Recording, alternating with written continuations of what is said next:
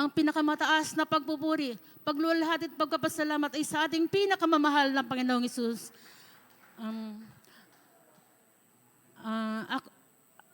Dubling paggalang po sa ating minamahal at mga magulang sa ating mahal na Panginoon, pag-alala at pagsariwa sa mga aral at turo ng ating minamahal at ginagalang na Pastor, Evangelista, Will Estrada Almeida, sa ating beloved Assistant Pastor, Lina C. Almeida. Pagbati sa buong beloved Almeida family, beloved preachers, workers, beloved brethren, at sa ating mga webcast viewers, praise the Lord. Pinagpala po kayo mga webcast viewers. Hallelujah. Una ko pong pasasalamatan sa mahal na Panginoon sa daang taong 2024. Sa iyong pag-iingat, maraming salamat, mahal na Panginoon, sa natapos ang buong isang taon na sa iyong pag-iingat, nanatili sa iyong kahabagan. Maraming salamat sa patnubay at gabay mo. December 8 po, pasalamatan ko ang mahal na Panginoon. Kami po nadisgrasya dyan po sa Saog. Nadulas po yung motor na aming sinakyan. Kasama ko po yung aking mahal na apo na 1-year-old mahigit. Ang driver po yung aking beloved husband. Kami po yung nadulas dyan. Talagang sinicure ko po yung aking apo. Akap-akap ko po siya. Pero yung paa ko naipit po sa motor. Talagang pinapasalamatan ko ang mahal na Panginoon dahil namaga po ito. Ngunit ako po hindi ko po naisipan na ipa-check up o ipa-x-ray man. Talagang ako'y nanampalataya sa mahal na Panginoon. Alam ko ang mahal na Panginoon kumpletong magpagaling. Hallelujah, Yes, praise the Lord. glory. Pinapasalamatan ko ang mahal na Panginoon. Bagamat talagang sobrang maga po, nandyan ang kirot. Yung loved ones ko po nag-offer na pang maga po, sabi ko, hindi na ako uminom ng gamot. Lagi ko pong in-exercise ang aking panampalataya sa mahal na Panginoon. Salamat sa iyo, pinakamamahal na Panginoon, dahil bagamat ang hirap lumakad, napakahirap po. December 25 talagang pinapasalamatan ko ang mahal na Panginoon dahil nakakalakad na po kong mag-isa, hindi na po ko akay-akay ng aking mga anak. At noong January 8 po, tamang-tama, isang buwan po siya.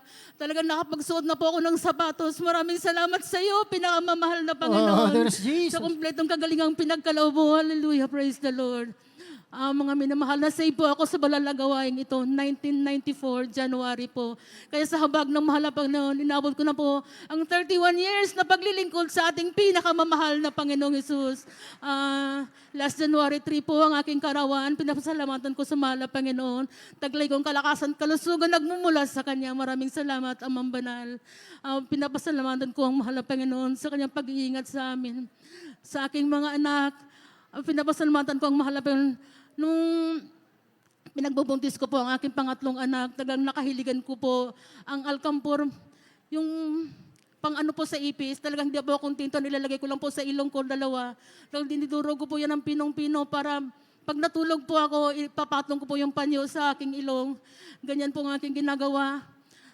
Nung naipanganak ko na po yung aking anak, talagang normal naman po siya nung lumabas, pero nung mag-aapat na buwan na po, doon na po naglalabasan na po ang rashes sa kanyang buong katawan mula ulo hanggang paa po. Talagang nakakaawa dahil pagka humiga po ito, talagang dumidikit yung kumot sa kanya.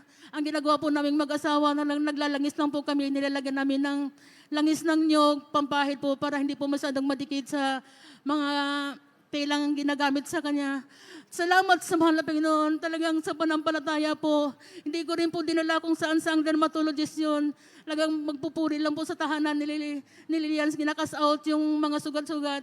Ganon din po dito sa kasambahan, pinapalihans lang po sa habag ng mahal na Panginoon. At inabot ng ilang taong binilang po hanggang sa nag-aral na po ang bata, talagang nandun pa rin.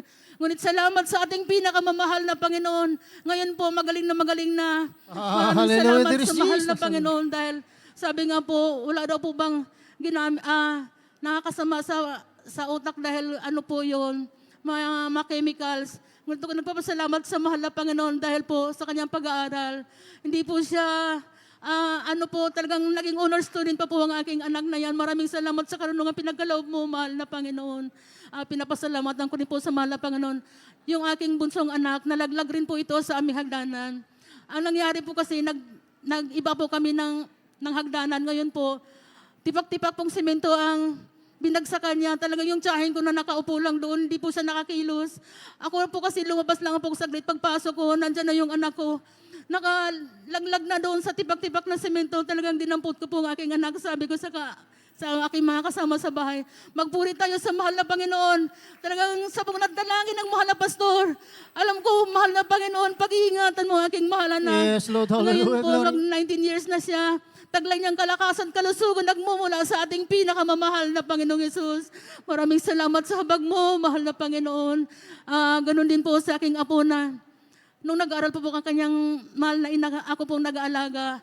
Ngayon po, pinumbulson po ito. Hindi ko po alam na pinumbulson na po pala siya dahil sa 5 ko pong anak. Hindi po ako nakaranas na pinumbulsyon. Ngayon yung bata, ano na po, talagang puro puti na po yung mata niya. Tapos natakot po ako dahil bakit ganun pang nangyari. Ngayon pala, pinumbulsyon na siya. Talagang nilabas ko po, natakot ako sa loob ng bahay. Nilabas ko po siya, sabi, paliguan ka daw po ng yelo. Talagang napakabuti ng mahal na Panginoon. Sa pagsisisi lang po, nililians po namin, kinakasaot na meron demonyong gamatayan. Salamat sa iyo, pinakamamahal na Panginoon ni Risto. Bumalik po ang kanyang buhay. Maraming salamat sa iyo, there is Amang Banal. Jesus. Hallelujah. Hallelujah, hallelujah. Maraming salamat sa kabutihan mo. Sa mga pag-iingat, paggabay mo, maraming salamat, mahal na Panginoon. Sa pagpapalang pinagkaloob mo, maraming salamat. Bago po ako na-save sa banal na gawing ito, mga minamahal, mayroon po akong karamdaman na acute almoranas na nagpahirap sa akin, na dudumi ko na po yung fresh blood, mahal na Panginoon. Yung aking infection sa tenga, nabutas na rin po ang aking eardrum.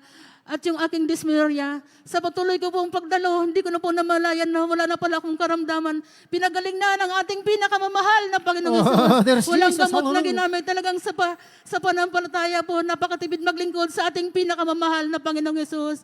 Sa mga biyayang pinagkaloob mo sa kalakasan, sa kalusugan ng aming aking mga anak, maraming salamat, mahal na Panginoon, sa paggabay mo. Kaya ang lahat ng papurit pagpapasalamat ay sa ating pinakamamahal na Panginoong Jesus po lamang.